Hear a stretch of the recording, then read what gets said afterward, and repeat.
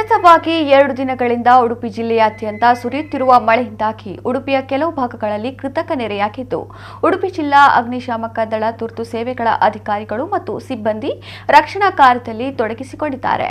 ಉಡುಪಿಯ ಕೃಷ್ಣಮಠದ ಪಾರ್ಕಿಂಗ್ ಸಮೀಪ ಬೈಲಕೆರೆ ಸುತ್ತಮುತ್ತಲಿನಲ್ಲಿ ನೆರೆಯ ಪ್ರಮಾಣ ಹೆಚ್ಚಾಗಿದ್ದು, ಮನೆಯೊಳಗೆ ನೀರು ನುಗ್ಗಿದ ಸಂದರ್ಭದಲ್ಲಿ ಅಗ್ನಿಶಾಮಕ ದಳದವರು ರಕ್ಷಣಾ ಕಾರ್ಯವನ್ನು ಮಾಡಿದ್ದಾರೆ. ಮನೆಯ ಒಳಗಿದ್ದ ಜನರನ್ನು ಸುರಕ್ಷಿತವಾಗಿ ಸ್ಥಳಾಂತರಿಸಿದ್ದಾರೆ.